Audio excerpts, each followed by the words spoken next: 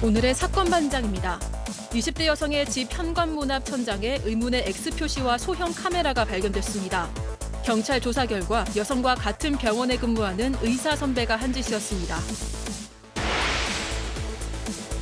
15년 전 성폭행 사건 범인으로 지목된 40대 남성이 뒤늦게 모든 혐의를 인정했습니다. 남성은 남아있는 DNA 정보로 덜미를 잡혔습니다. 인천 초등학생을 학대 살해한 혐의를 받는 계모의 악행이 검찰 공소장에 그대로 담겼습니다.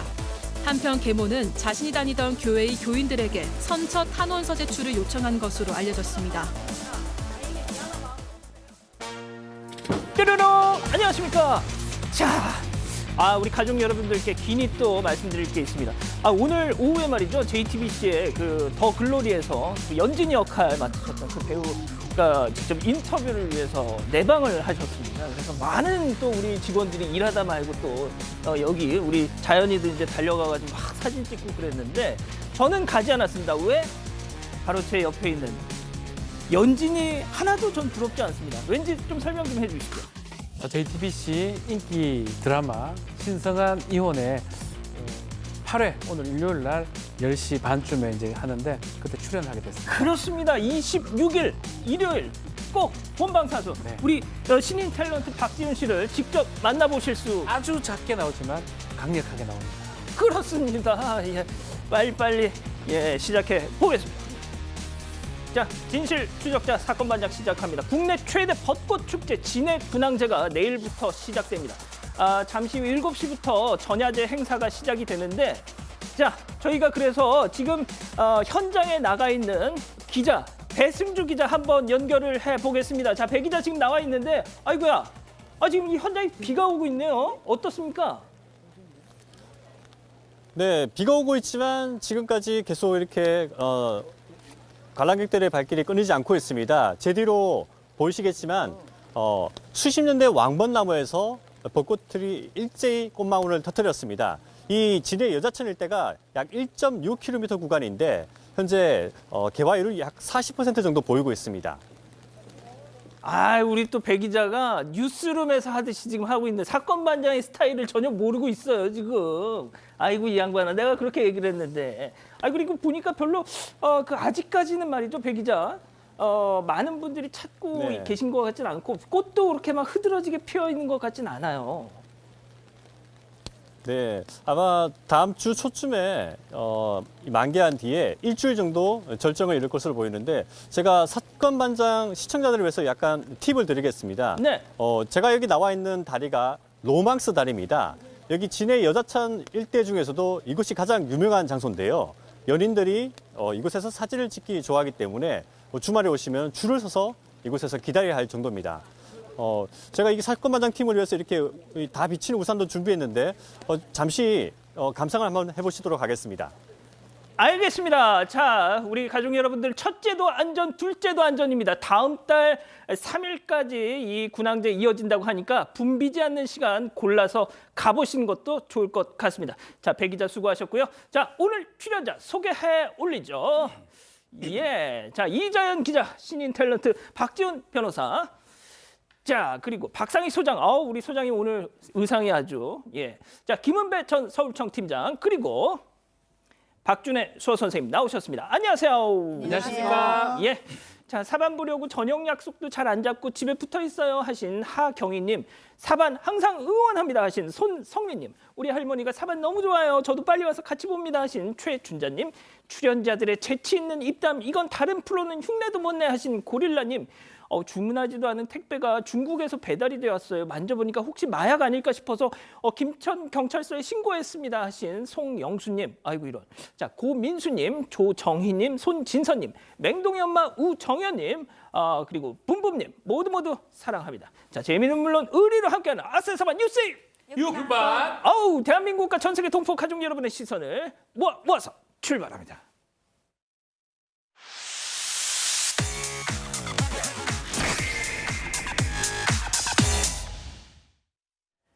자, 첫 번째 뉴스부터 가보죠.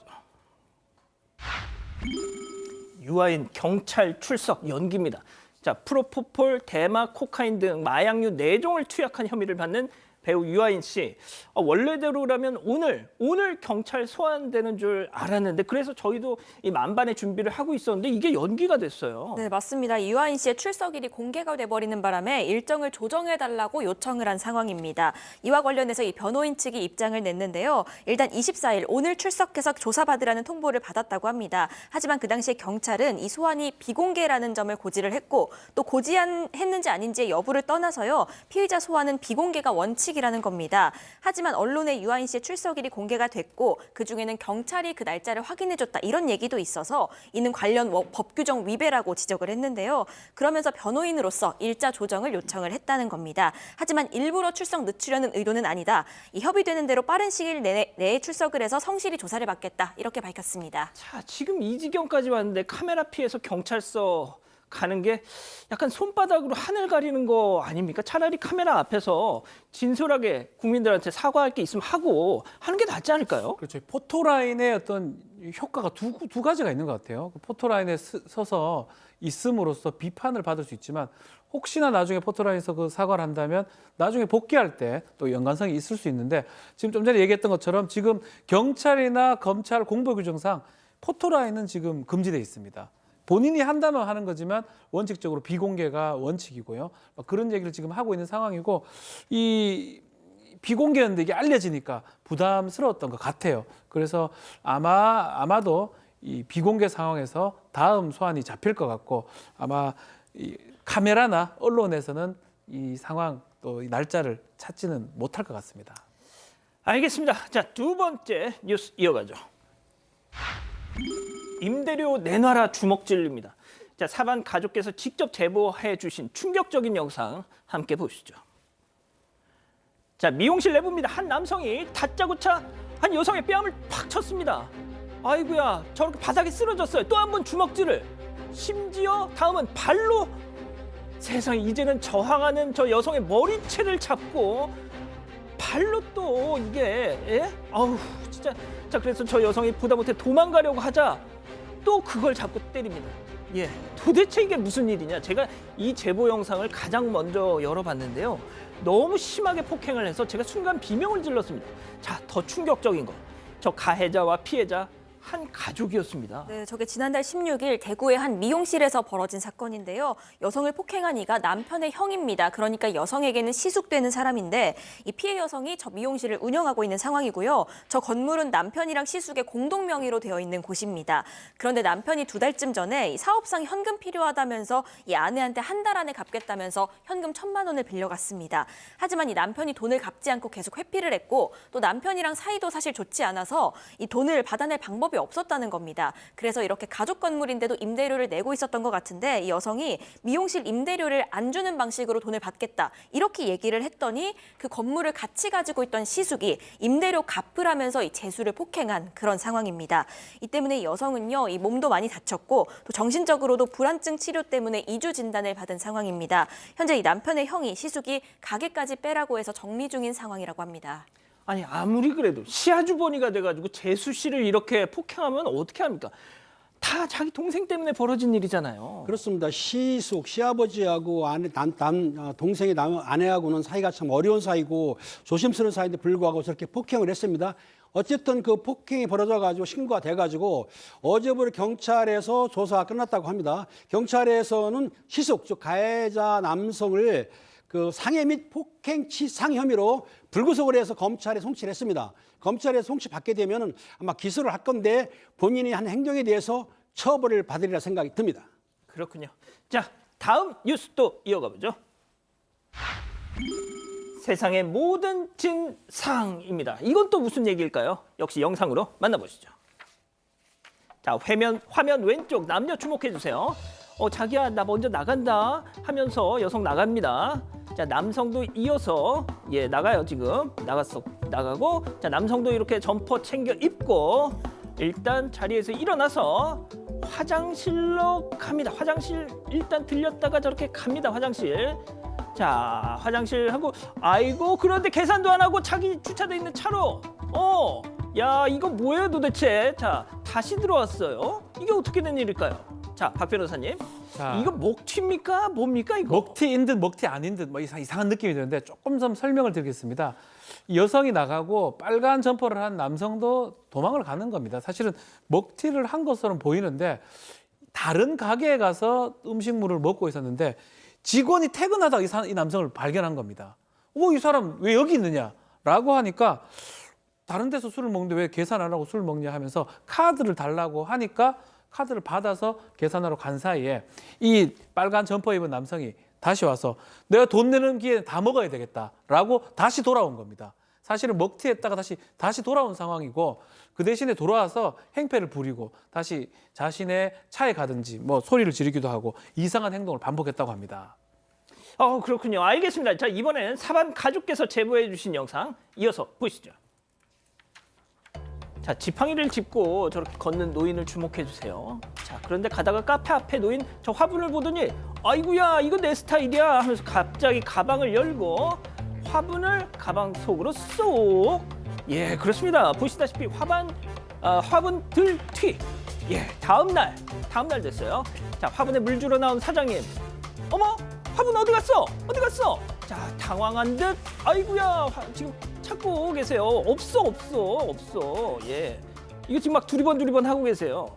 제발 좀 남의 물건 손 좀 대지 마. 아니 소장님, 근데 이게 또 비싼 화분이었다면서요? 네, 그냥 일반 그냥 우리가 늘 구입할 수 있는 그런 화분이 아니라 이제 이 주인께서 반려식물로 희귀식물을 기르고 계시대요. 이게 작약 화분인데 하나당 30만 원짜리로 아마 3개 줄기가 있나 봐요. 줄기 하나당 30만 원짜리인데 90만 원짜리고 또 문제는 가격이 문제가 아니라 이게 굉장히 키우기가 어렵기 때문에 한번 잘못 관리하면 다시 살아나기가 어렵다고 하고 저도 이번에 알았는데 이 작약이 1년에 딱 겨울에 3회 꽃을 피운다고 합니다. 근데 지금이 딱 그 시기이기 때문에 이 가져간 사람이 아마 요 작약이 이만큼 귀한 거를 알고 가져갔을 거다라고 지금 얘기하고 계세요. 그 작약 화분이 다시 온다고 해도 이미 한번 손상된 희귀식물이니까 다시 키우기도 어려워서 너무 속상하시다고 CCTV 있습니다라고 써놨는데도 이렇게 도난을 당해서 세상에. 너무 속상하시다고 합니다. 아이고 참, 알겠습니다. 자, 다음 뉴스 또 이어가 보죠. 유튜버 카페에서 욕설 난동입니다. 자, 이번에도 사반 가족께서 직접 제보해 주신 영상인데요. 당시 상황 먼저 보고 가시죠.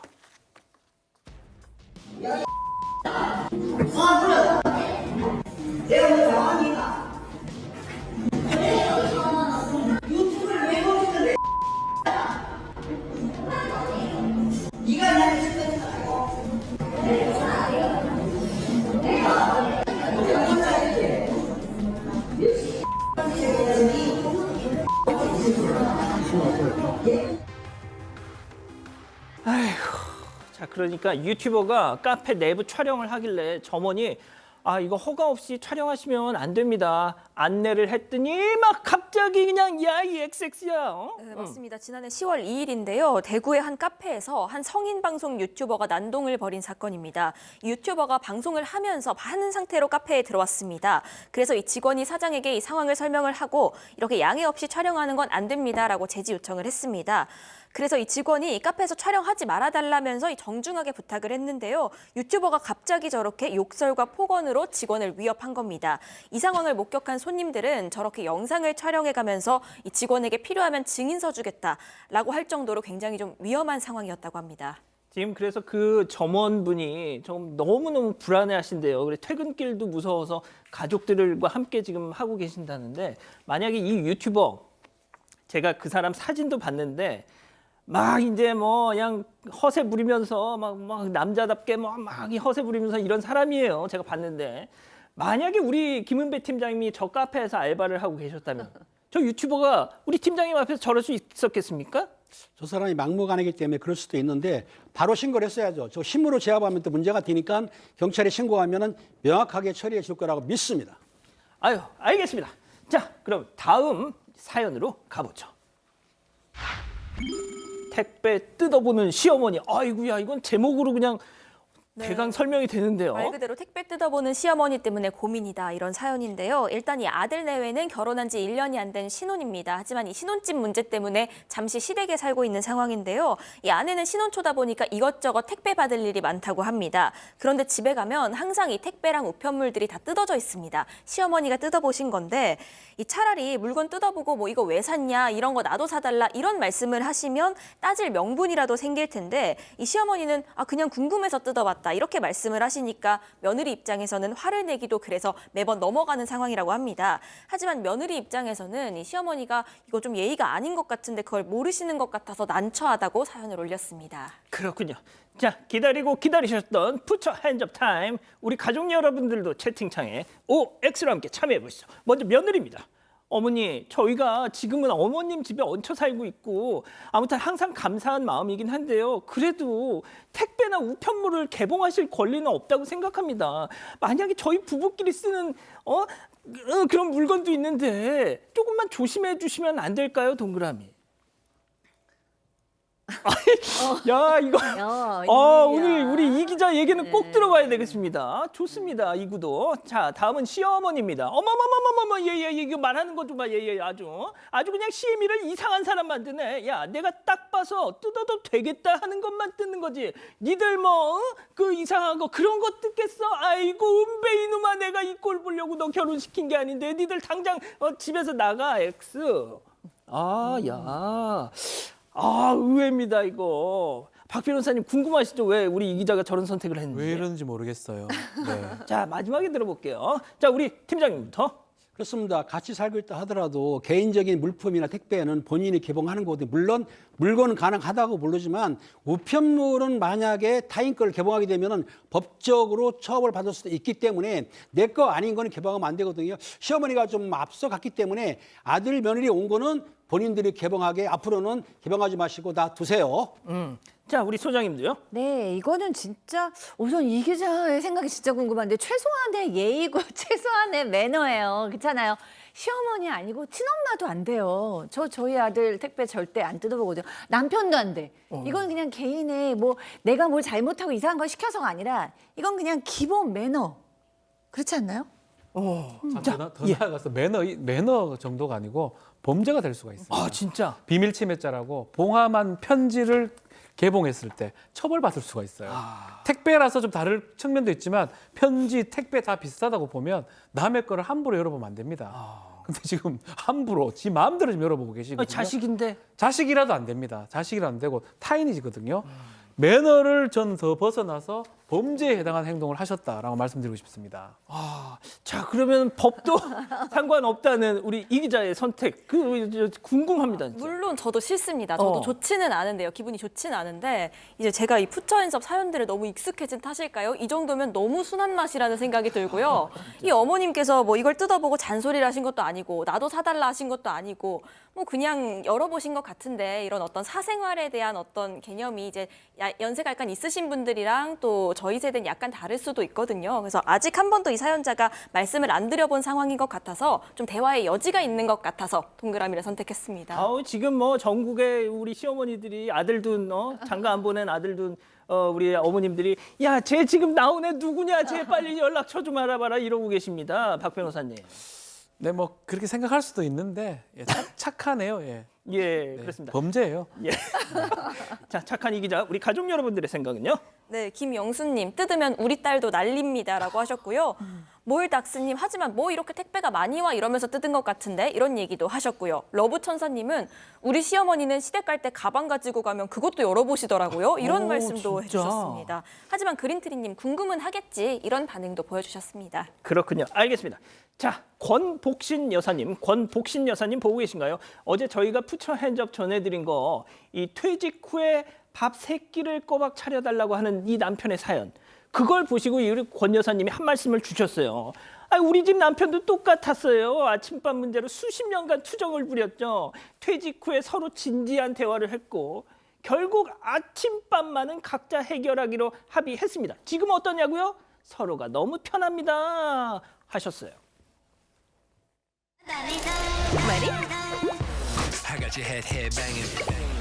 매일 만나는 즐거움. 새로운 맛의 즐거움. 맛을 담는 즐거움. 즐기고 싶을 때 여기부터라.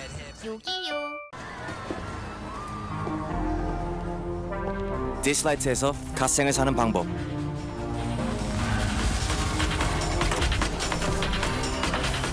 신감각 RPG 디스라이트.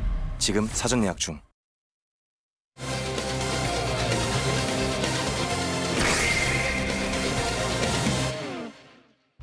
20대 여성의 집 현관문 앞 천장에 의문의 X 표시와 소형 카메라가 발견됐습니다. 경찰 조사 결과 여성과 같은 병원에 근무하는 의사 선배가 한 짓이었습니다. 사건의 전말을 파헤쳐 봅니다. 혼자 사는 20대 여성의 집 앞에서 뭔가가 발견됐습니다. 네, 이 20대 여성은 전북 익산의 한 아파트에 살고 있었는데요. 지난 12일에 이 현관문 앞에서 뭔가 이상한 점을 발견을 합니다. 그 현관문 앞에 천장에서 이전에는 보지 못했던 이 X자 표시들, 이게 몇 개가 그려져 있었고요. 여기에 더해서 작고 네모난 저 검은 물체도 붙어 있었던 겁니다. 이 물체가 소형 카메라로 추정이 되긴 했는데요. 당시엔 이 여성은 이거 관리사무소에서 설치했나 보다, 이렇게 생각하고 대수롭지 않게 넘겼다고 합니다. 자, 그런데 얼마 뒤에 여성이 집 안에 있는데 누군가 삑삑삑삑삑삑 도어락 비밀번호를 누르려고 했습니다.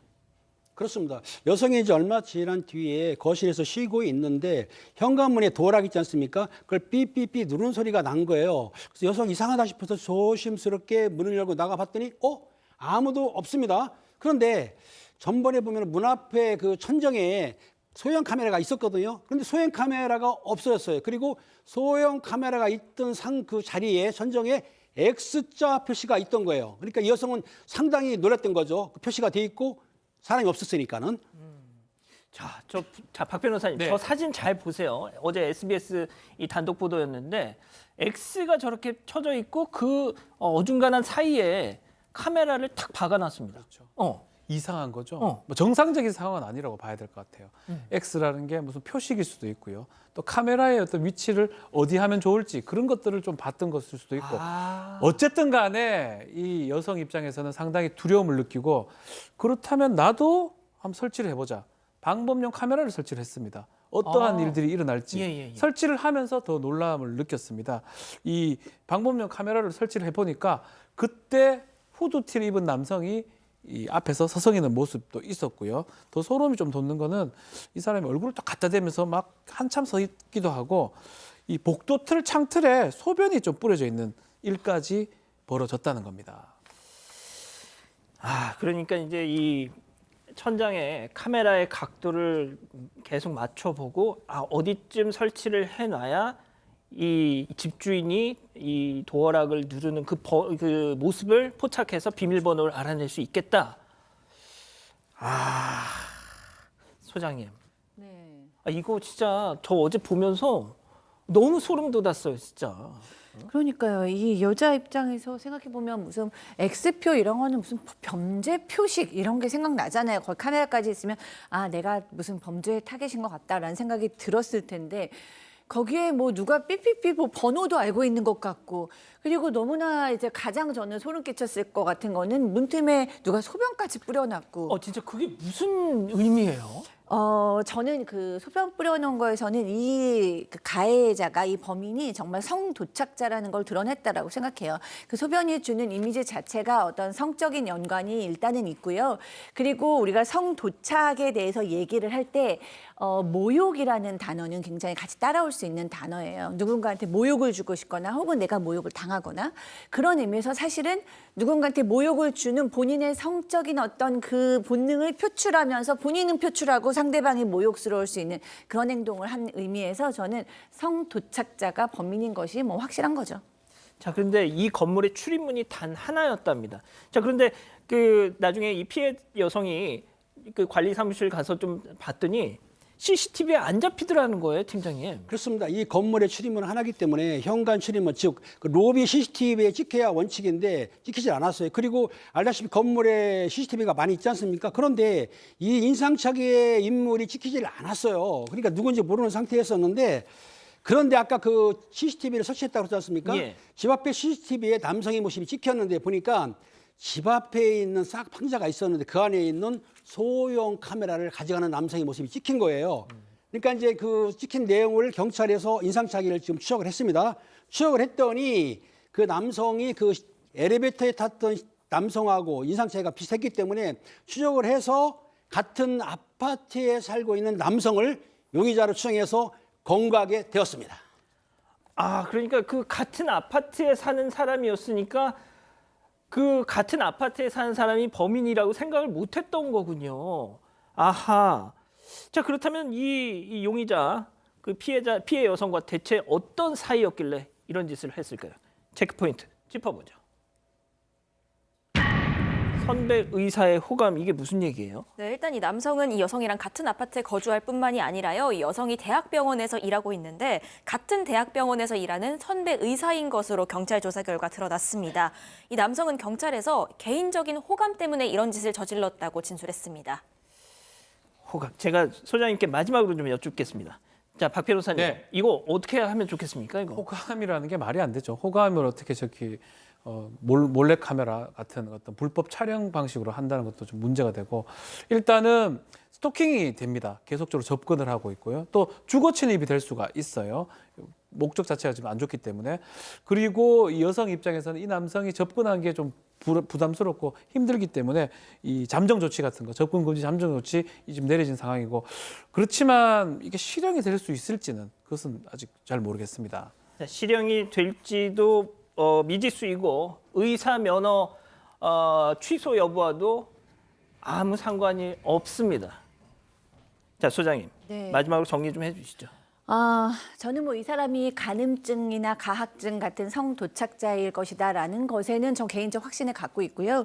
거기에다가 뭐 X 표시를 했다거나 소변을 뿌린다거나 남의 집 비번을 부르고 들어가는 저는 판단력도 없는 사람이고 통제력도 없는 사람이라고 생각을 합니다. 그런데 이런 사람이 나중에 의사가 된다고요? 누구를 상대로 통제도 못하고 판단도 못할 행동을 저지르겠어요? 너무나 많은 잠재적 피해자가 나오는데 의사라는 것이 깜짝 놀랐고 그 의사 면허가 계속 유지된다는 것은 더욱 놀랄 일입니다. 그러니까 말이죠. 자, 첫 번째 사건 이렇게 정리하고요. 두 번째 사건 이어갑니다.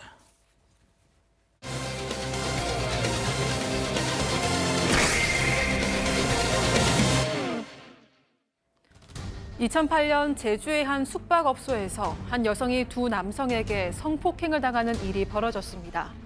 경찰은 수사에 나섰지만 사건 발생 당시 피의자를 특정하지 못했는데요. 장기 미제로 끝날 뻔했던 사건은 반전을 맞았습니다. 지난해 11월 유력한 용의자로 지목된 40대 남성이 검거됐고 결국 법의 심판대에 서게 되는데요. 사건의 진실이 드러나기까지 15년. 성폭행 사건의 실타래를 풀게 된 결정적인 실마리는 무엇이었을까요?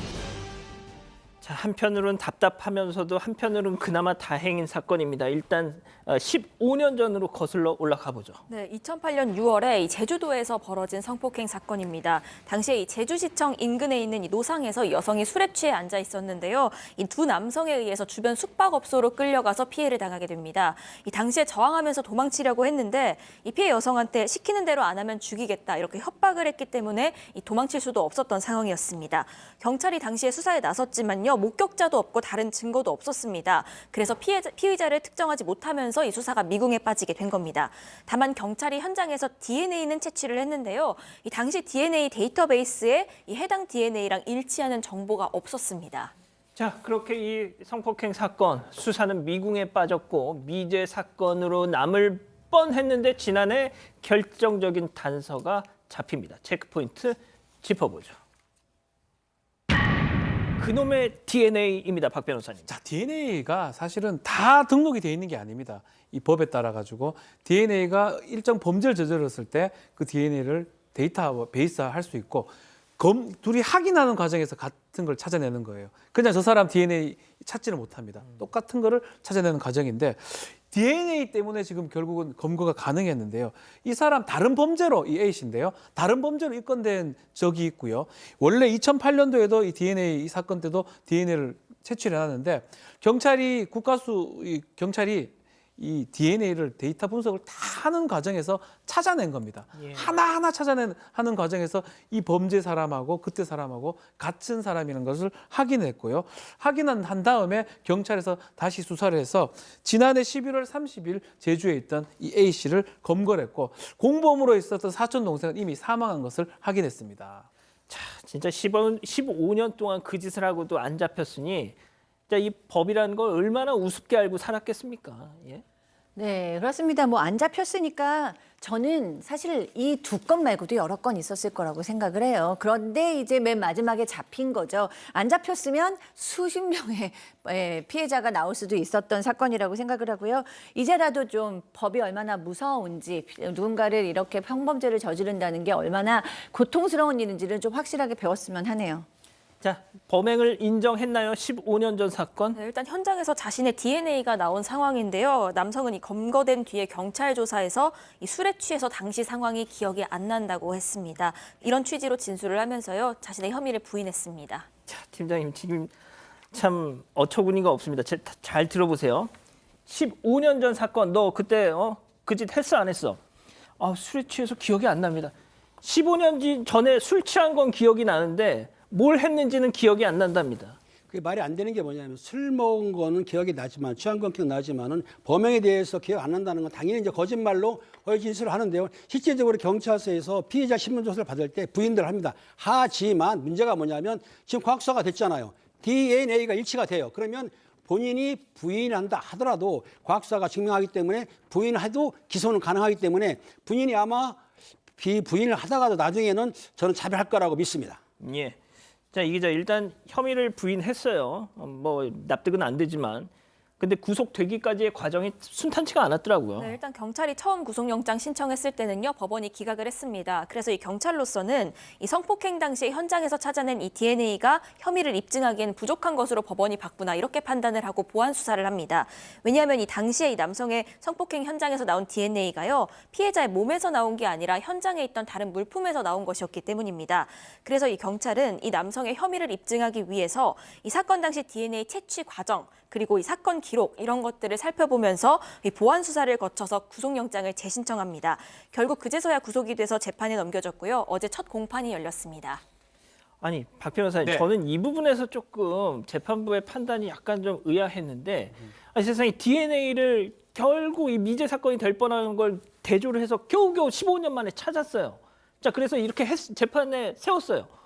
아니, DNA처럼 확실한 것도 이게 확실한 물증이 안 되는 겁니까? 일단은 우리 법원 형사 재판 같은 경우는 증거 재판주의고 그 증거라는 거는 정말 개연성, 그러니까 거의 90% 이상 이 범죄하고 관련성이 있어야 됩니다. 지금 여기서 영장이 기각된 이유 중에 가장 큰 이유는 DNA를 발견하긴 발견했지만 그 DNA 자체가 뭐 체내에만 있었다 그러면 뭐 성범죄와 딱 연결할 수 있는데 이 밖에 있었던 뭐 땀이라든지 어떤 타액이라든지 그런 머리카락이라든지 그런 어떤 DNA를 보이기 때문에 100% 또 특히 90% 이상의 가능성이 없다라고 봤던 것 같고요. 다만 이제 다른 어떤 보완 자료를 이제 이용을 해가지고 수사를 보완해가지고 영장이 지금 발부가 된 것 같습니다. 이 재판을 결국은 지금 실시를 했는데 혐의를 부인하다가 이제 거의 뭐 확실하기 때문에 범행 사실은 모두 인정했고요. 다만 피해자한테 배상을 좀 하고 싶다. 배상하기 위한 시간을 달라라고 하면서 지금 선처를 구한 그런 상황입니다. 팀장님, 네. 15년간 뭐 하고 앉았다가 이제 와서 이게 무슨 소리예요 이게 도대체? 원래 범죄인들이 사실은 자기 죄가 드러나지 않으면 숨기지 않습니까? 이제서야 밝혀졌기 때문에 이제 반성하는 척하는 것뿐이지 실제로는 이게 반성하거나 후회하는 거 아니라고 저는 보고 있거든요. 무겁게 처벌해야 한다고 봅니다. 알겠습니다. 자, 두 번째 사건 이렇게 정리하고요. 세 번째 사건 이어갑니다.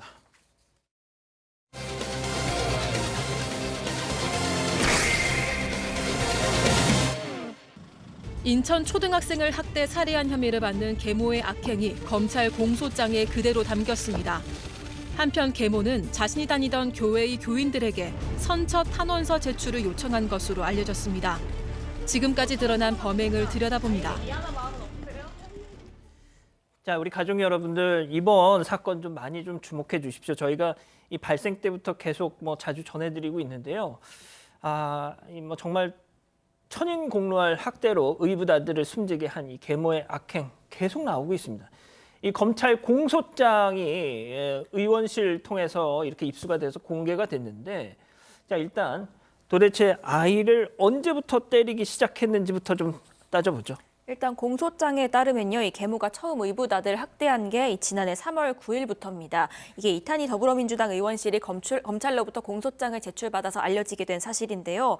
그 당시에 지난해 3월 9일에 돈을 훔쳤다라고 하면서 이 드럼채로 총알이를 10차례 정도 때린 그런 사실이 적혀 있습니다.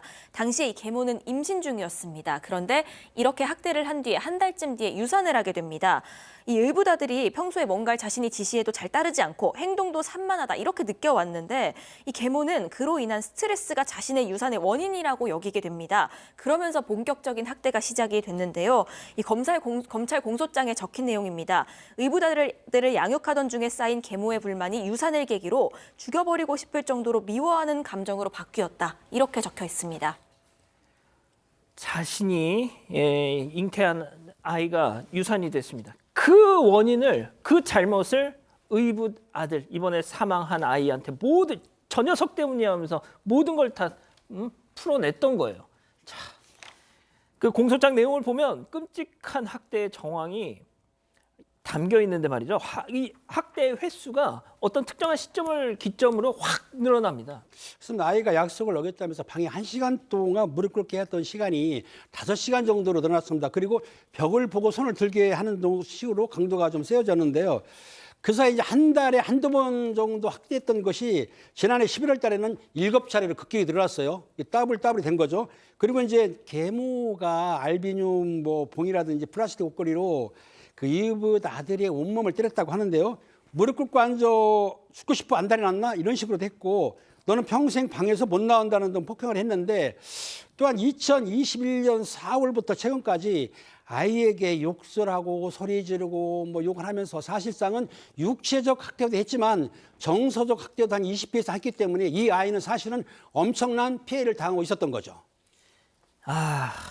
이 계모란 사람이 교회 집사입니다. 집사. 제가 저번에도 말씀드렸는데 모르겠어요. 제가 기독 신앙을 하신 분들을 폄훼하는 거 아닙니다. 그렇게는 오해하지 말아주세요. 자, 그런데 정말 이 아이한테 소장님, 그 성경책 보면은 솔직히 저도 이게 워낙 고어가 많아서 옛날식 표현이 많아서 딱 한 번 읽고 잘 이해가 안 되거든요. 그래서 여러 번 읽어야 되는데 세상에 초등학교 5학년짜리한테 그걸 필사를 시켰다는 거 아닙니까? 네.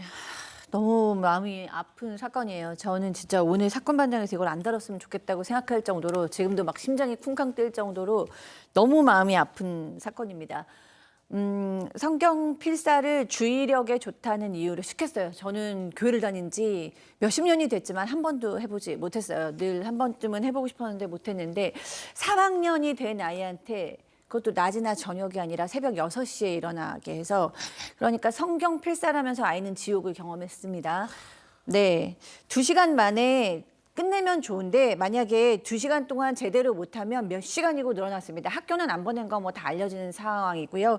어떤 날에는 5시간 동안 벽을 보고 무릎을 꿇은 채 성경을 필사만 하고 있었어요. 그러니까 이 아이가 3학년 때부터 5학년 때까지 학교 공부 안 시키고 성경 필사만 하면서 무슨 진짜 악마가 아이를 뭐를 만들려고 그랬던 건지 모르겠지만 어쨌든 너무너무 마음 아픈 일입니다. 아니 저는 진짜 참 아무리 자기 배 아파서 낳은 자식 아니래도 세상에 저 어린애한테 저렇게 성경 필사 저렇게 학대를 해놓고 자기 주일에 교회 가가지고 기도하고 그랬을 거 아니에요. 그렇죠. 뭐가 의미가 있습니까, 사실은. 자, 때리고 가두고 이런 학대 행위가 계속 반복됐었는데, 아이가 견딜 수 없어서 밖으로 나오면 다시 방문 안으로 보내기도 하고요. 실제로 눈을 가리기 위해서 옷으로 눈을 가리기도 하고, 커튼 같은 줄을 이용해서 아이를 손을 묶기도 하고, 결국은 사망 이틀 전부터 16시간 동안 그런 자세로 묶여 있었습니다. 그 후에 사망하게 됐고요. 애가 나올까 봐 CCTV 유사한 홈캠 같은 거 설치해가지고 못 나오게까지 했고, 학대하는 과정에서 이 몸무게가 상당히 줄었어요. 원래 한 38kg 정도 됐었는데 사망 당일에 확인해 보니까 29.5kg. 또래보다 키는 훨씬 큰데 몸무게는 훨씬 적게 나갔습니다. 먹이지 않고 이렇게 때리고 가두고 이런 것들이 반복됐던 것입니다. 저 방에 설치한 그 홈캠, 감시용 홈캠에 그 사망한 아이가 그 카메라를 이렇게 힘없이 한번 쳐다봤나 봐요. 근데 그걸 감시를 하고 있다가 그 아이의 눈을 봤나 보죠. 이랬답니다. 야, 이 정신 나간 XX야. 내가 카메라 쳐다보지 말라고 했지 하면서 그걸 가지고 또 때렸다는 거예요. 아유, 자, 일단 이 계모라는 사람은 진짜 자기가 무슨 짓을 하고 있는지 조금이라도 인식은 하고 있었습니까? 네, 인식했을 뿐만이 아니라 아이 상태까지도 충분히 알고 있었을 것으로 보입니다. 이 지난 2월에는요, 이 아이가 학대로 인해서 이 몸 곳곳에서 내부 출혈이 진행이 되면서 이 제대로 걷지도 못하고 옆으로 쓰러지기도 했는데요. 이 모습을 옆에서 지켜봤습니다. 그리고 하루는 이 아이가 통증 때문에 잠을 못 자고 신음하면서 아파하는 그런 밤에 그런 일이 있었는데요. 이 모습도 방에 설치되어 있는 홈캠을 통해서 다 지켜봤습니다. 그러니까 학대로 인해서 이 아이의 건강 상태가 심각하게 위험해지고 있구나라는 사실을 충분히 알 수 있었던 부분이고요. 하지만 자신의 이 학대 사실이 발각될 것을 우려해서 어떠한 조치도 취하지 않은 것으로 보입니다. 아, 이건 진짜 사람이 아니에요. 세 번째 사건 체크포인트 짚어봅니다.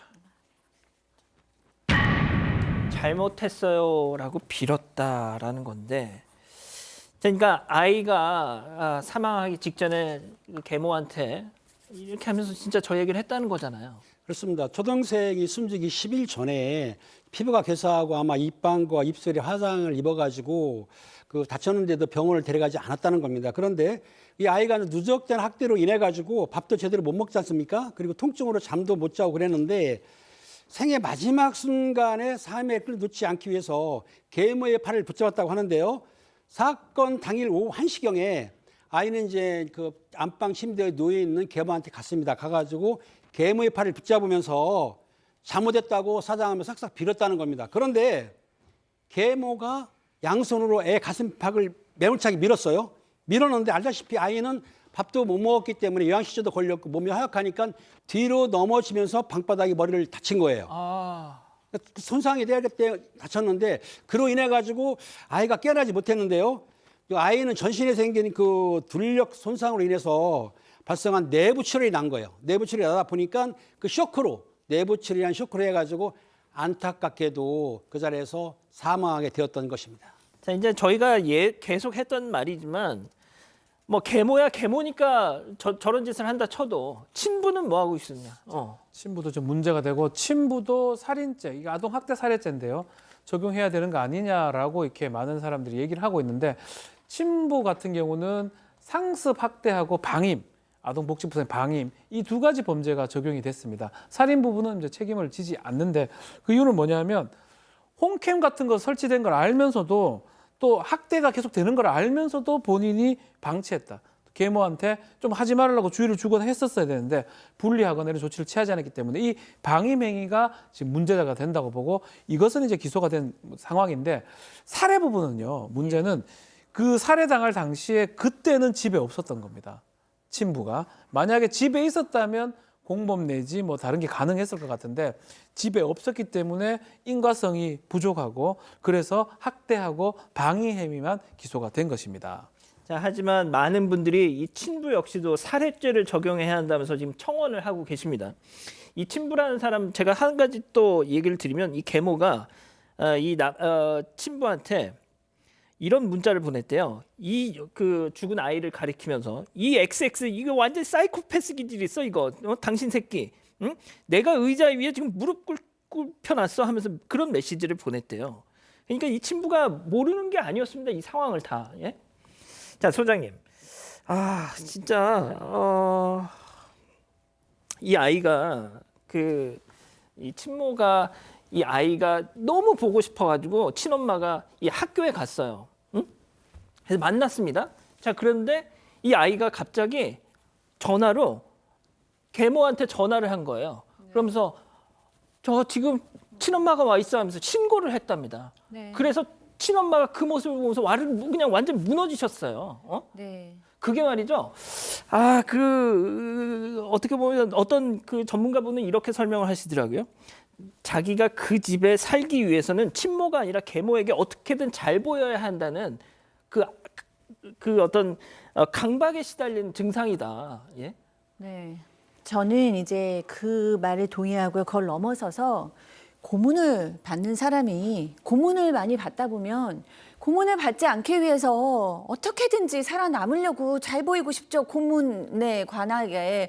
이 아이가 죽기 전에 그 계모한테 잘못했어요라고 얘기하면서 마지막으로 지금 사망했다는 거잖아요. 예. 이 아이가 뭘 잘못했겠어요. 그리고 본인이 잘못했다고 뭐 생각할 수도 있죠. 내가 자꾸만 혼나니까 내가 나쁜 애구나라는 생각을 했을 수도 있겠지만 그렇게 깊은 생각을 할 만큼 그렇게 여유도 없었어요. 이 아이는 너무 괴로웠기 때문에 어떻게든지 살기 위해서 잘못했다 그러고 어떻게든지 그 계모한테 잘못 그냥 보이지 않아야 되기 때문에 살려주세요라는 얘기죠. 그러니까 친엄마가 나타났음에도 불구하고 살기 위해서 그것만 전화해서 친엄마가 나타났는데 내가 부른 게 아니다 이 얘기를 하고 싶은 거잖아요. 그렇습니다. 자, 여기까지는 일단 뭐 지금 보도가 많이 나왔는데 오늘 또 새로 나온 보도가 있습니다. 정말 이 역시도 기가 찹니다, 이 기자. 네, 이 계모가 이 경기도 소재의 교회를 다니고 있는데요. 집사라고 아까 말씀을 하셨는데 예. 그 교회 교인들에게 선처 탄원서를 써달라 이렇게 요청했다는 보도가 나왔습니다. 하지만 해당 교회 측에서는 이걸 거부한 것으로 알려지고 있고요. 이 교회 관계자에 따르면 이 계모가 먼저 이 탄원서 작성과 제출을 요구해 왔다면서 하지만 자신들은 이 탄원서 쓰지도 않았고 앞으로도 써주지 않을 것이라고 밝혔습니다.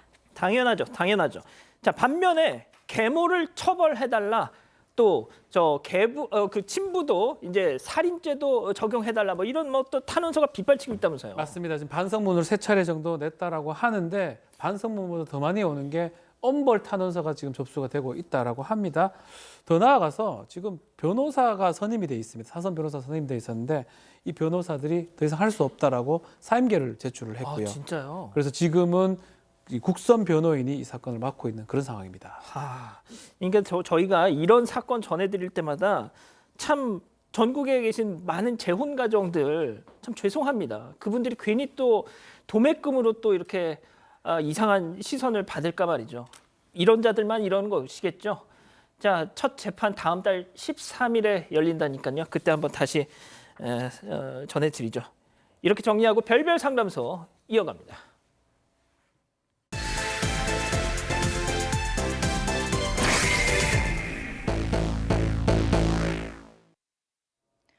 (13년) 전 결혼해 딸 셋을 키우고 있는 40대 안 씨는 최근 갑자기 걸려온 전화 한 통에 일상이 송두리째 바뀌었다고 합니다.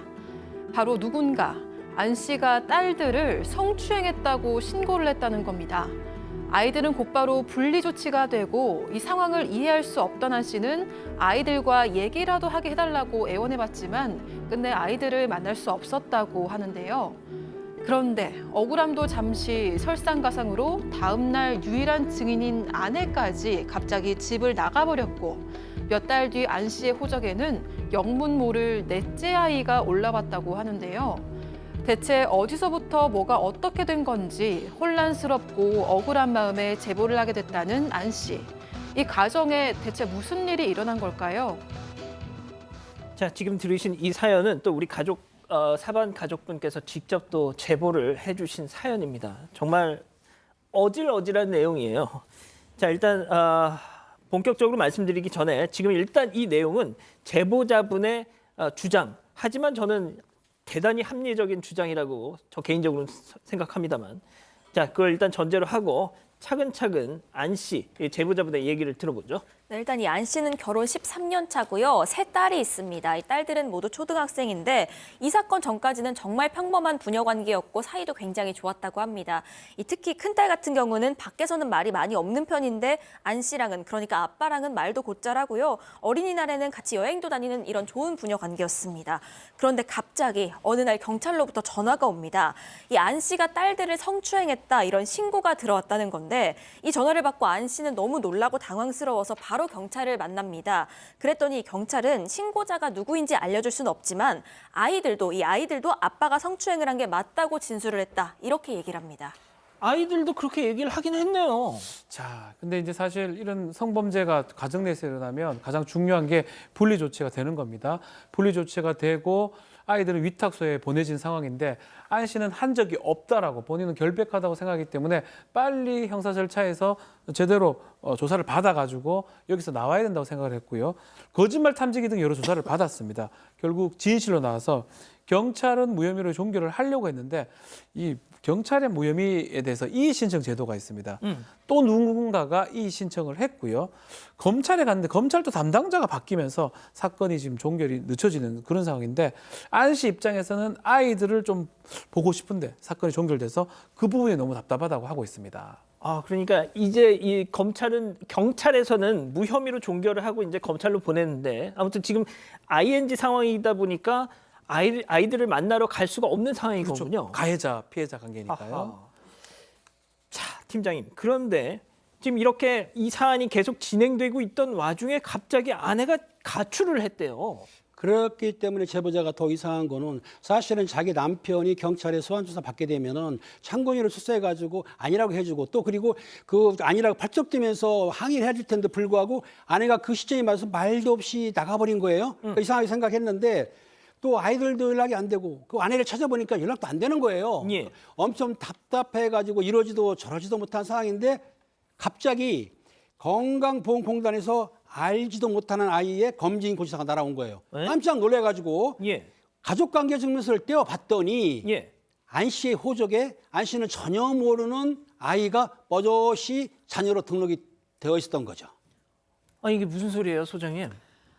네, 믿을 수 없는 일이 일어났어요. 그러니까 그 아내가 연락이 없이 집을 나갔잖아요. 그 사이에 출산을 한 겁니다. 그리고 출산을 해서 이 안 씨의 호적에 올려버렸는데 문제는 이 아이는 안 씨의 아이가 아니라는 거예요. 근데 이 아내가 이렇게 외도를 한 것이 이번이 처음이 아니고요. 지금 30대지만 워낙에 결혼하고 나서 이 외도 문제가 여러 번 문제가 있었어요. 어려나면 둘째 딸이 어린데도 불구하고 엄마한테 다른 아저씨 좀 집에 데리고 오지 마. 막 이렇게 얘기했을 정도라고 해요. 그리고 지금 안 씨가 곰곰이 따져보니까 이 뭐 아이들이 성추행범이라고 신고하고 막 이랬을 때도 이미 이 아내는 임신 중이었다고 합니다. 그렇기 때문에 이 전혀 모르다가 아, 이 모든 것이 다 좀 짜여진 것 같고 수상하다 이렇게 생각을 하게 된 거죠. 자, 그러면은 약간 뭔가 그 아내의 갑작스러운 잠적 또 벼랑간 어디서 듣도 보도 못한 아이가 나의 호적에 올라와 있고 나는 또 아이들을 성추행한 범인으로 지금 몰려 있고 아 이거 좀 뭔가 좀 이상합니다 이거. 네, 이 가정이 애초부터 좀 문제가 있었던 게요. 일단 안 씨는 아내랑 사이가 원래 안 좋았습니다. 딸들이랑은 사이가 좋았는데 아내랑은 사이가 좋지 않았습니다. 집안 경제 사정이 좀 좋지 않았는데 이 아내는 돈 벌 생각도 안 하고 이 밖에서 다른 남성들만 만나고 다녀서 정말 매일같이 싸웠다는 겁니다. 그런데 그렇게 싸울 때마다요. 이 아내는 너 감옥 보내고 싶다. 애들도 싫고 너도 싫어서 다 버려버리고 싶다. 이런 얘기를 자주 했었다는 겁니다. 아이고. 이런 배경이 있는데요. 이 예. 자신은 성추행범으로 몰리고 아내는 집을 나가고 이 모든 일들이 벌어지는 와중에 이 아내는 상간남의 아이를 가진 상황. 그러니까 지금 안 씨의 주장이고 추정이긴 합니다만 이게 다 아내의 계획이 아닌가. 아내가 짠 판에 내가 제대로 걸려든 게 아닌가. 이런 생각이 들면서 더 억울하고요. 이 무엇보다도 아이들이 너무 보고 싶어서 제보를 하게 됐다고 합니다. 아 진짜 어질어질합니다. 예, 제보자 얘기만 들었을 때는 일단 본인은 결백한데 이런 상황이 있으니 얼마나 억울한 상황이시겠어요. 자, 제작진과 사전 인터뷰를 하면서 진짜 이 억울하다라는 말씀만 수백 번을 하셨습니다. 자, 그분의 목소리 직접 한번 들어보시죠. 한마디로 저를 감옥에 보내고 싶다. 애들도 싫다, 저들도 싫다. 나중에 알아보니까 임신을 했다더라고요. 남의 자식을. 황당하고요. 그때는 황당하고 이게 무슨 상황인지 하고 억울하고 이런 생각 많이 들었죠. 제가 안 했는데 확실히 얘기를 해줘야 되는데 애들한테 얘기를 들어봐야 되는데 들어보지도 못하고 그때는 좀 많이 울었어요. 부모님도 울었었어요. 저는로도 금산이 앞에서 많이 울고 이게 너무 억울하다고.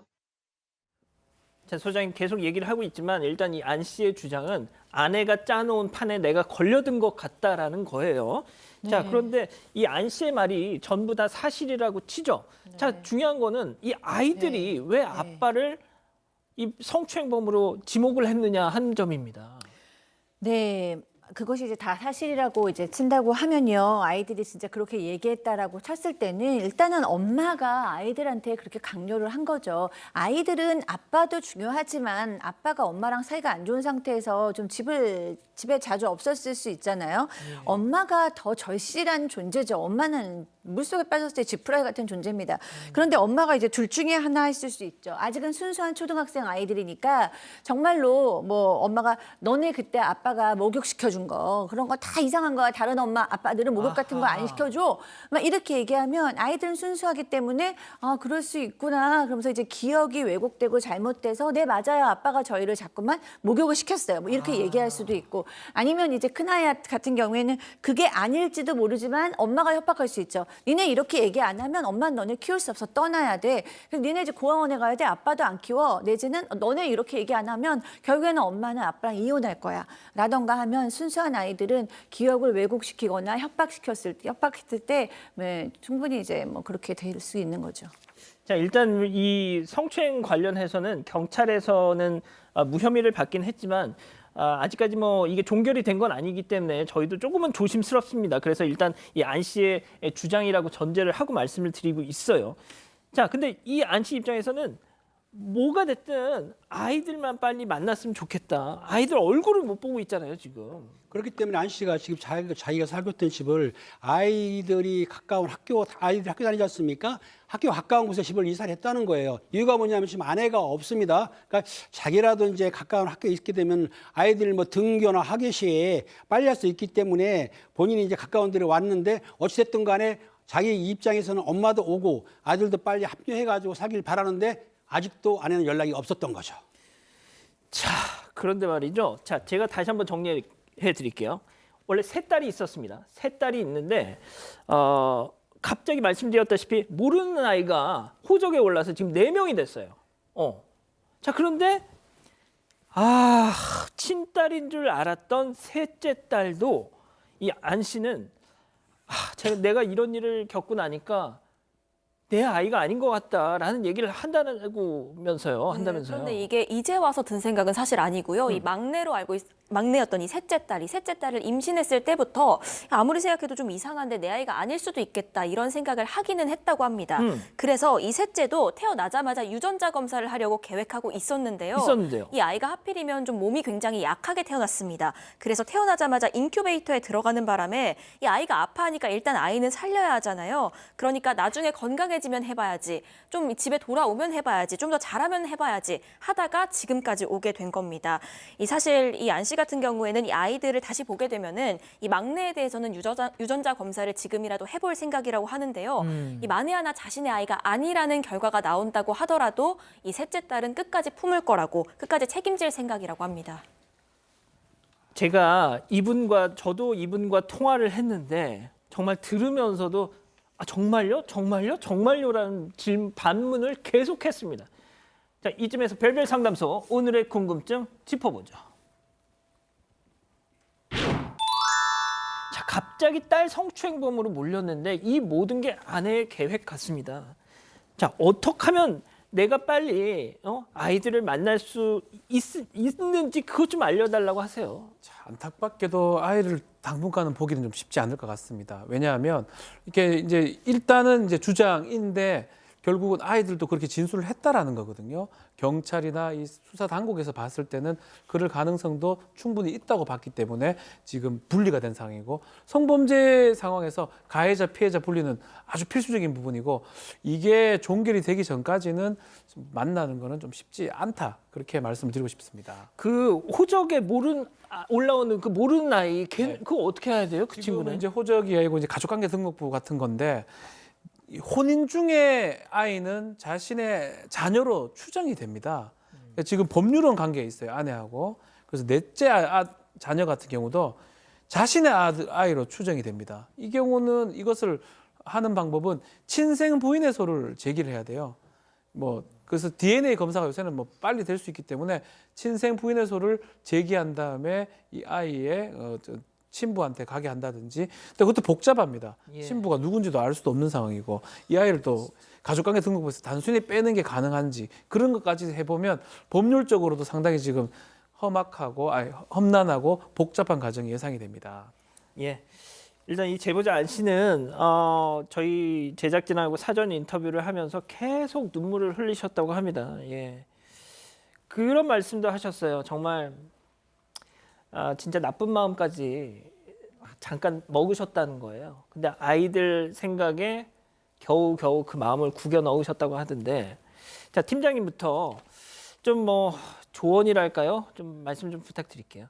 지금 이런 상황에서는 사실 아내가 돌아오지 않기 때문에 정확한 뭐로 제일 중요한 거는 실제적으로 이 안 씨를 누가 무고할 수도 있지 않습니까? 무슨 말이냐면 형사처벌할 목적으로 뭐 신고라든지 고소 고발하면 처벌받는데 이게 이제 결과적으로 가가지고 최종적으로 이제 무혐의 나게 되면은 본인 혐의가 벗겨지지 않습니까? 그렇게 되면은 아마 무고한 사람을 찾아야 되는데 찾은 거는 이제 신고하게 되면 찾을 수도 있겠습니다. 하지만 지금 제일 중요한 거는 마음을 가라앉히고 나서 아내를 돌아가게 하고 또 아이들을 빨리 합칠 수 있게 조금 더 상세하게 좀 연구를 했으면 싶습니다. 자, 소장님요. 네, 저도 이제 ang 씨의 이야기를 다 믿고 이제 조언을 드린다는 네네. 가정하에요. 일단은 아이들을 지키셔야죠. 일단 나쁜 마음을 먹어서는 절대 안 되는 게 이 아이들은 지금 상당한 위기에 있습니다. 위험에 있습니다. 만약에 엄마가 협박을 해서 이 아빠를 아이들이 무고하게 만약에 성추행범으로 몸벌하면 이 아이들 크면서 굉장한 죄책감에 시달릴 거예요. 그런데 거기에 만약에 아빠가 나쁜 마음까지 먹었다? 그럼 이 아이들은 그 죄책감에서 벗어나기 어려울 겁니다.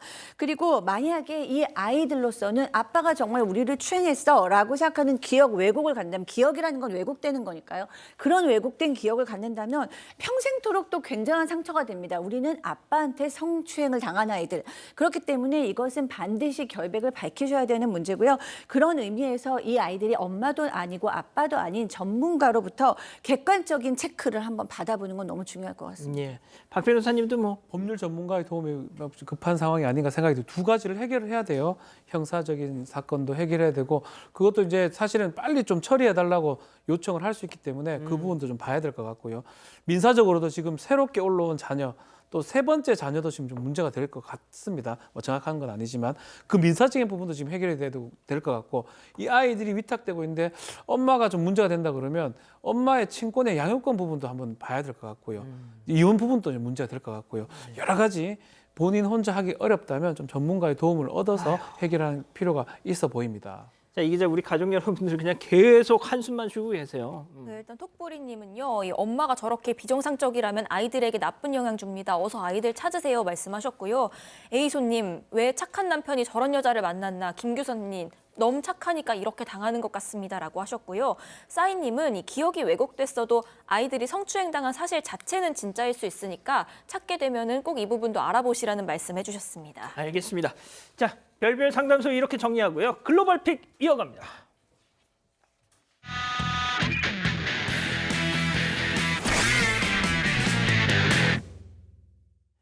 자, 오늘 첫 번째 픽 파키스탄으로 가보시죠. 네, 지난 21일에 발생한 일인데요. 생방송 뉴스가 진행 중입니다. 그런데 카메라가 살짝 흔들리기 시작하더니 이내 스튜디오 전체가 세게 움직입니다. 뒤에 있던 한 직원은 뛰어서 도망치고요. 이 카메라도 점점 움직여서 앵커를 제대로 잡지도 못합니다. 하지만 앵커는 이런 상황에서도 흔들리지 않고 굳건히 뉴스를 진행합니다. 앵커 얼굴이 잘렸어요. 네, 하지만 이런 일이 발생한 건요. 지진이 일어났기 때문이었습니다. 이 뉴스가 진행된 이곳은 파키스탄인데 지진이 발생한 곳은 바로 옆 나라 아프가니스탄이었습니다. 규모 6.5의 강진이었기 때문에 이웃인 파키스탄까지도 저렇게 흔들렸던 겁니다. 아, 근데 대피를 해야죠. 이 앵커는 다행히도 무사했다고 합니다. 이 사람들은 앵커의 프로 정신에 박수를 보내기도 했는데요. 일부 누리꾼들은 뉴스보다 생명이 먼저 아니냐 이렇게 비판하기도 했습니다. 저라면은 저는 지훈이 형 손잡고 도망갑니다. 밑으로 들어갑니다. 예. 네, 이 지진 때문에 양국에서 현재까지 최소 14명의 사망자가 발생했고 100여 명이 넘는 사람들이 다쳤다고 합니다. 지진 피해 주민들은 밤새 불안에 떨면서 혹시나 지진으로 집이 무너질까 봐 집 밖에 텐트를 쳐서 대피하기도 했습니다. 양국 정부는 이번 지진이 매우 강력했기 때문에 앞으로 피해 규모가 더 늘어날 것이라고 전했습니다. 자, 다음은 영국으로 가보시죠. 네, 이곳은 한적한 길거리입니다. 한 남성이 옆에 걷던 노인의 앞을 막고는 뭐라고 이야기를 하는데요. 이야기를 듣던 노인이 다시 길을 가려고 하니까 이 몸을 밀치면서 막아세우기까지 합니다. 이 별 문제 없이 다시 걷기 시작하는데요. 아무래도 이 남성이 계속 저 길 가던 노인을 방해하는 것 같습니다. 결국 한 건물 앞에 선 두 사람, 약간의 몸싸움이 이어서 벌어집니다. 이렇게 몸싸움을 벌이는 것 같더니요. 뭐야, 저. 얼마 지나지 않아서 저렇게 불꽃이 크게 일어났습니다. 뭐예요, 저 불꽃? 네, 길을 막아섰던 남성이 노인의 몸에 불을 붙인 겁니다. 아유. 그냥 붙인 것도 아니고요. 불을 붙이기 전에 알 수 없는 액체를 얼굴과 옷에 마구 뿌렸다고 합니다. 불이 붙은 노인은 고통스러워하면서 쓰러졌는데 다행히도 쓰러진 곳이 이 노인의 집 앞이었고 아버지 비명을 들은 아들이 재빨리 신고를 했다고 합니다. 세상에. 노인은 목숨은 건졌지만 얼굴에 피부 이식이 필요할 정도의 큰 화상을 입었다고 합니다. 현재는 수술을 잘 마쳤지만요. 회복이 더딘 상태입니다. 도대체 왜? 아직 그 동기가 파악이 안 됐습니다. 하지만 중요한 건 잔혹한 범죄를 저지른 저 남성.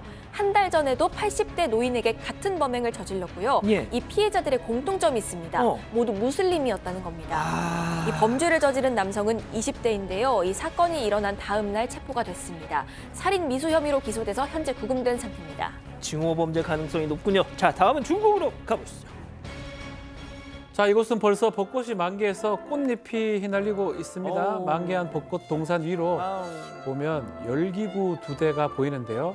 자, 바람이 너무 강한지 열기구가 바람에 휩쓸려 자꾸 옆으로 움직이는 모양새예요. 설마 안 돼. 결국 안 돼. 이 열기구 안 돼. 안 돼. 저수지에 빠져버리고 맙니다. 열기구는 물에 빠지고서야 바람에 휩쓸려 이리저리 또 움직이기 시작합니다. 저기 사람 있어요. 사람이 있어요. 이 열기구에는 어린이들을 포함해서 7명의 사람이 타고 있었고요. 열기구 안으로 물이 금방 올라찼고요. 사람들은 물에 빠지지 않기 위해서 필사적으로 열기구 틀을 부여잡았습니다. 이렇게 한참 떠다니다가 신고받고 출동한 구조대에서 구조가 됐는데요. 홀딱 젖은 아이가 어른들의 도움을 받아서 올라오는 모습도 보입니다. 다행히 7명의 사람 모두 부상 없이 구조가 됐다고 합니다. 아이, 강풍 불면은 저거 안 해야죠. 바람이 불어도 어느 정도 통제가 되는데 이날은 너무 심했던 거죠. 강한 바람에 열기구가 떠오르는 것부터 제멋대로 움직였다고 하고요. 현재는 열기구 관광은 중단된 상태고 당국은 사고 원인을 조사 중이라고 합니다. 자, 다음은 최근 온라인에서 화제가 되고 있는 영상 함께 보시죠. 자, 어항 속 금붕어 한 마리가 옆으로 누워 힘겹게 헤엄을 치고 있습니다. 어디 아파 보이기도 합니다. 제대로 균형을 잡지 못하고 바닥에 거의 붙어 움직이는데요. 이 금붕어를 키우던 여성은 이 모습을 보고 많이 안타까워했습니다. 그래서 여성의 남자친구가 기발한 아이디어를 하나 냈어요. 뭐요? 자, 안 입는 수영복 끈과 코르크 마개를 이용해서 금붕어가 제대로 뜰 수 있는 구명조끼를 만든 겁니다.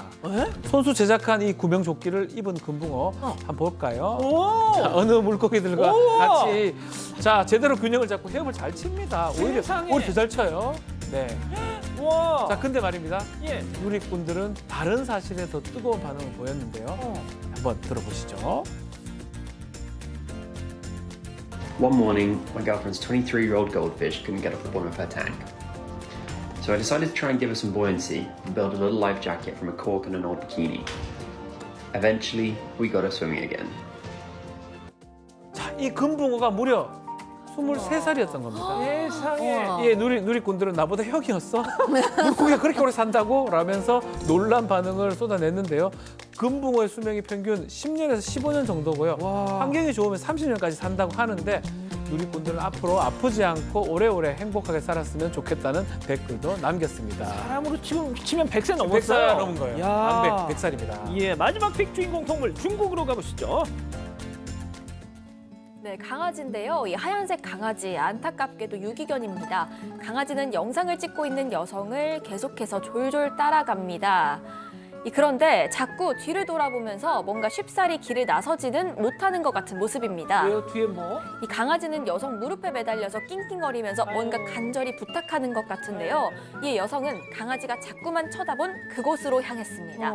그곳에는 바로 아까 그 곰인형이 있었습니다. 강아지는 버려진 뒤에 이 곰인형을 친구 삼아서 험한 길거리 생활을 버텨왔다고 합니다. 자기와 털색이 똑같은 형제라고 생각해온 걸까요?